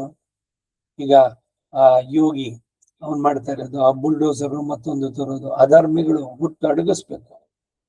ಅವ್ರಿಗೆ ಸೇರಿ ಸ್ವತ್ತನ್ನೆಲ್ಲ ಸರ್ಕಾರಕ್ಕೆ ಸೇರಿಸ್ಕೋಬೇಕು. ಅದನ್ನ ದೀನದಲಿತರು ಇವರುಗಳ ಸಮಾಜದ ಕಲ್ಯಾಣ ಕಾರ್ಯಗಳಿಗೆ ಉಪಯೋಗಿಸುವಂತದ್ದು. ಇವೆಲ್ಲ ಸರಿಯಾದ ಮಾರ್ಗ. ಹಾಗೆ ಅನ್ಯಾಯವಾಗಿ ಕಾಳಸಂತೆಕೋರನಾಗಿ ಎಲ್ಲರನ್ನು ಮೋಸ ಮಾಡಿದ್ದು ಅಂತವ್ರನ್ನು ಬಿಡದೆ ಹಿಡಿದು ಅವರ ಆಸ್ತಿ ಎಲ್ಲ ಮುಟ್ಟುಗೋಲು ಹಾಕೋಬೇಕು. ಕಳ್ಳರ ಮತ್ತು ದುರ್ನಡತೆ ಉಳ್ಳವರ ಸತ್ತನ್ನು ರಾಜನ ಕಿತ್ಕೊಳ್ಬಹುದು. ಪ್ರಪಂಚದಲ್ಲಿರುವ ಪ್ರಜೆಗಳೆಲ್ಲ ರಾಜನ ಶಿಕ್ಷೆಗೂ ರಕ್ಷೆಗೂ ಪಾತ್ರ ಆಗವರು. ಅವರನ್ನು ರಾಜನು ಉದ್ಧರಿಸಲಬಹುದು, ಕೊಲ್ಲಬಹುದು. ಹಾಗೆಯೇ ಈ ಪ್ರಪಂಚದಲ್ಲಿರುವ ಧನವೆಲ್ಲವೂ ರಾಜನಿಗೆ ಸ್ವಂತ ಎನಿಸಿದೆ, ಬೇರೊಬ್ಬರಿಗೆ ಅದರ ಬಾಧ್ಯತೆ ಇಲ್ಲ. ಅವೆಲ್ಲ ರಾಜನ ಬಲಕ್ಕೂ ಅವನ ಯಾಗಾದಿ ಸತ್ಕಾರ್ಯಗಳಿಗೂ ಉಪಯೋಗಿಸಲ್ಪಡುವುದು. ಲೋಕದಲ್ಲಿ ಅಭೋಜ್ಯಗಳಾದ ಮರಗಿಳೆಗಳನ್ನು ಕಡಿದು ಬೆಂಕಿಗೆ ಹಾಕ್ತಾರೆ. ಪಾರ್ಥೆನಿಯಮು ಮತ್ತೊಂದು ಇಂಥದ್ದೆಲ್ಲ ಭೋಜ್ಯವಾದಗಳನ್ನ ಪಕ್ವ ಮಾಡಿ ಆಹಾರಕ್ಕಾಗಿ ಉಪಯೋಗಿಸ್ತಾರೆ. ಸೊಪ್ಪು ಇವುಗಳನ್ನ ಬೆಳೆಸಿ ಚೆನ್ನಾಗಿ ಅದರಲ್ಲಿರೋ ಕಳೆ ಇದನ್ನೆಲ್ಲ ತೆಗೆದು ಆಹಾರವಾಗಿ ಉಪಯೋಗಿಸ್ತಾರೆ. ಅದರಂತೆ ರಾಜನು ನಡೆಸಬೇಕು. ದೇವತೆಗಳು, ಪಿತೃಗಳು, ಅತಿಥಿಗಳು ಈ ಮುಂತಾದವರನ್ನ ಯಾವನು ಹವಿಸಿನಿಂದ ಆರಾಧಿಸೋದಿಲ್ವೋ ಅಂತವನ ಧನ ನಿರರ್ಥಕ ಎಂದು ಧರ್ಮಜ್ಞರು ಹೇಳ್ತಾರೆ. ಹಾಗೆ ಮಾಡುವ ರಾಜನಲ್ಲಿ ಜನರಿಗೆ ಯಾವ ತೃಪ್ತಿಯೂ ಉಂಟಾಗಲಾರದು. ಅದಕ್ಕಾಗಿ ರಾಜನನ್ನು ಯಾರು ನಿಂದಿಸಲಾರದು. ಯಾವ ರಾಜನು ಅಸಾಧುಗಳ ಹಣವನ್ನು ತೆಗೆದು ಸಾಧುಗಳಿಗೆ ಕೊಡ್ತಾನೋ ಅಂತಹ ರಾಜನು ಧರ್ಮಶೀಲ ಎಂದೇ ಎಣಿಸಲ್ಪಡ್ತಾನೆ. ಮೆಲ್ಲ ಮೆಲ್ಲಗೆ ಭೂಮಿಯನ್ನು ಭೇದಿಸಿಕೊಂಡು ಹೋಗಿ ಬರುವ ಸಸಿಗಳು, ಕೊರೆದುಕೊಂಡು ಹೋಗುವ ವಜ್ರಿ ಎಂಬ ಹುಳುಗಳು ಹೇಗೆ ಕ್ರಮಕ್ರಮವಾಗಿ ಮುಂದೆ ಸಾಗುತ್ತವೋ ಅದಂತೆ ರಾಜನು ಕ್ರಮಕ್ರಮವಾಗಿ ಸತ್ಕರ್ಮಗಳಿಂದ ಪರಲೋಕಗಳನ್ನು ಸಾಧಿಸಬೇಕು. ಸ್ವೇದಜಗಳು ಹೇಗೆ ಕಾರಣ ಒಂದು ತಿಳಿಯದಂತೆ ಹುಟ್ಟುತ್ತವೋ, ಸ್ವೇದ ಅಂದ್ರೆ ಬೆವರು, ಬೆವರಿನಿಂದ ಹುಟ್ಟುವಂತಹದ್ದು. ಸ್ವೇದಜ, ಅಂಡಜ, ಜರಾಯುಜ, ಇದು 3 ರೀತಿ ಸೃಷ್ಟಿ. ಇದೆಲ್ಲ ಹೇಳಬೇಕಾದ್ರೆ ಅದರಂತೆ ಯಜ್ಞಗಳು ಕಾರಣಗಳೇ ತಿಳಿಯದೆ ನಡೆಯುತ್ತೆ. ನೊಣ, ಇರುವೆ, ಸೊಳ್ಳೆ ಈ ಮುಂತಾದವನ್ನ ಹಸುಗಳ ಮೈಯಿಂದ ಓಡಿಸಿ ಅವುಗಳ ಹಾಲನ್ನು ಕರೆಯುವಂತೆಯೇ ಯಜ್ಞಕ್ಕೆ ಸಹಕಾರಿಗಳಲ್ಲದವರನ್ನ ದೇಶದಿಂದ ಹೊರಪಡಿಸಬೇಕು. ಇದೇ ಧರ್ಮ ಎನಿಸೋದು. ನೆಲದ ಕಣವು ಒಡೆದಷ್ಟು ಸೂಕ್ಷ್ಮ ತರಂಗಗಳಾಗಿ ವಿಭಾಗಿಸಲ್ಪಡುವಂತೆ ಲೋಕದಲ್ಲಿ ಧರ್ಮವು ಮೇಲೆ ಮೇಲೆ ವಿಚಾರಿಸಿದಷ್ಟು ಸೂಕ್ಷ್ಮತರವಾಗಿ ಹೋಗುತ್ತಿರುತ್ತೆ ಎಂದು ಹೇಳ್ತಾರೆ. ಇಲ್ಲಿಗೆ 136ನೆಯ ಅಧ್ಯಾಯ. ಅಷ್ಟಮೈಷಿ ಸಮೇತ ಶ್ರೀಕೃಷ್ಣಾಯ ಪರಬ್ರಹ್ಮಣೇ ನಮಃ. ಈ ಜಾಗದಲ್ಲಿ ನಿಲ್ಸ್ಕೊಂಡಿರೋಣ. ಮುಂದಿನ 137ನೇ ಅಧ್ಯಾಯ ಮುಂದಿನ ವಾರ ನೋಡೋಣ.